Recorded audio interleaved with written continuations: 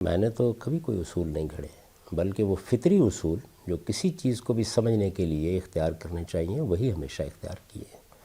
کوئی ایک اصول بھی ایسا آپ نہیں بتا سکتے کہ جس میں نے کوئی غیر فطری طریقہ اختیار کیا ہے۔ اگر آپ کو کسی موقع کے اوپر شیکسپیئر کو سمجھنا ہے، غالب کو سمجھنا ہے، فردوسی کو سمجھنا ہے، تو جو طریقے آپ اختیار کریں گے وہی طریقے میں اختیار کرتا ہوں۔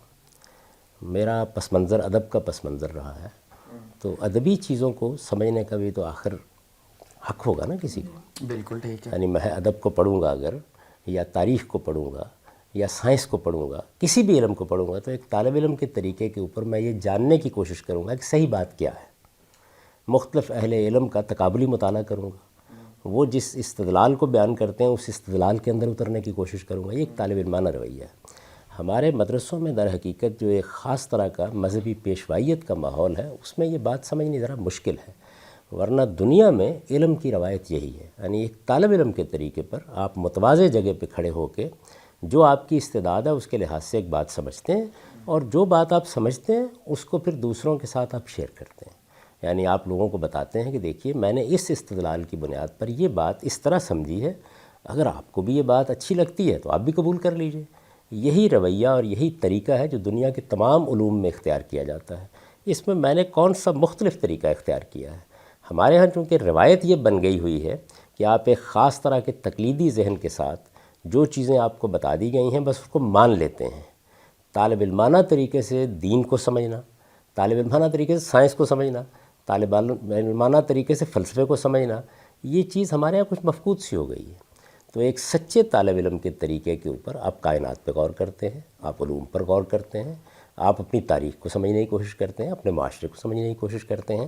یہ ساری چیزیں اگر مباح ہیں تو کیا دین ہی کوئی ایسی چیز ہے کہ جس کے بارے میں آپ کو کوئی خاص سرٹیفکیٹ لینے کی ضرورت ہوتی ہے کہ آپ اس کے طالب علم نہیں بن سکتے؟ میں بالکل ایک سچے طالب علم کی طرح اللہ کی کتاب کے پاس جاتا ہوں، اللہ کے پیغمبر کی سنت کو سمجھنے کی کوشش کرتا ہوں، ہماری جو کچھ بھی تاریخی روایات ہیں ان کا مطالعہ کرتا ہوں۔ اس کا کچھ نتیجہ نکلتا ہے، وہ نتیجہ اصولی بھی ہوتا ہے، فرعی بھی ہوتا ہے۔ یعنی اگر میں سمجھتا ہوں کہ یہ اصول اس میں کار فرما ہے تو ظاہر ہے کہ اس کو دلیل کے ساتھ بیان کر دیتا ہوں۔ اب آپ نے یہ فرمایا کہ دین کو دین کے اصولوں سے سمجھنا چاہیے، تو میں نے تو اپنی دانش میں یہی کوشش کی ہے کہ دین کو دین کے بتائے ہوئے اصولوں کے مطابق سمجھوں۔ میں پورے احترام کے ساتھ یہ عرض کرنے کی جسارت کروں گا کہ اس وقت تو معاشرے میں جو لوگ دین کو سمجھ رہے ہیں یا بیان کر رہے ہیں وہ دین کے اصولوں کے مطابق نہیں سمجھ رہے۔ میں اگر پلٹ کر یہ کہوں کہ انہوں نے در حقیقت اپنے کچھ اصول بنا لیے ہیں اور وہ ان کی روشنی میں دین کو سمجھتے ہیں۔ قرآن مجید کو اگر میں یہ حیثیت دیتا ہوں کہ وہ میزان ہے، وہ فرقان ہے، وہ حکم ہے، تو یہ قرآن مجید نے صریح الفاظ میں خود اپنے آپ کو یہ حیثیت دی۔ یعنی یہ الفاظ میں نے تو قرآن کے منہ میں نہیں ڈالے، وہ کہتا ہے کہ میں فرقان ہوں، تبارک الذی نزل الفرقان علی عبدہ لیکون للعالمین نذیرا۔ وہ کہتا ہے کہ یہ کتاب میزان کے طور پر نازل ہوئی ہے، اور پھر یہ بتاتا ہے کہ جب کتابیں آتی ہیں تو ان کا مقصد کیا ہوتا ہے؟ لیقوم الناس بالقسط، تاکہ لوگ دین کے معاملے میں ٹھیک انصاف پر قائم ہو جائیں۔ وہ کہتا ہے کہ اللہ تعالیٰ نے جب نبی بھیجے اور ان کے ساتھ کتاب نازل کی، وانزل معہم الکتاب، تو مقصد یہ تھا کہ لیحکم بین الناس فی ما اختلفوا فیہ، تاکہ لوگوں کے اختلافات کا فیصلہ کر دیں۔ تو اگر قرآن مجید کو میں یہ حیثیت دیتا ہوں کہ وہ اللہ کی کتاب ہے، وہ حکم ہے، اس کو فیصلہ کرنا ہے کیا صحیح ہے اور کیا غلط ہے، تو یہ تو قرآن میں لفظوں میں لکھا ہوا موجود ہے۔ اس میں نے کون سا اصول ایجاد کیا ہے؟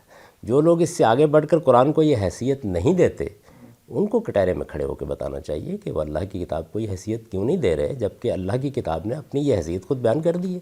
تو مجھے از راہ کرم بتائیے، آپ ایک طالب علم ہیں، کہ وہ کون سی چیز ہے جو اصول میں نے اپنی طرف سے اختیار کر لی۔ میری کتاب میں اصول و مبادی کے عنوان سے جو مضمون ہے یا مقدمہ ہے میری کتاب کا، اس میں جس اصول کو میں نے بیان کیا ہے اس میں بتایا ہے کہ یہ قرآن مجید کی اس آیت سے ماخوذ ہے، قرآن مجید کے اس مقام سے ماخوذ ہے، یا پھر وہ عقل و فطرت کے مسلمات ہیں۔ دو ہی چیزیں ہو سکتی ہیں۔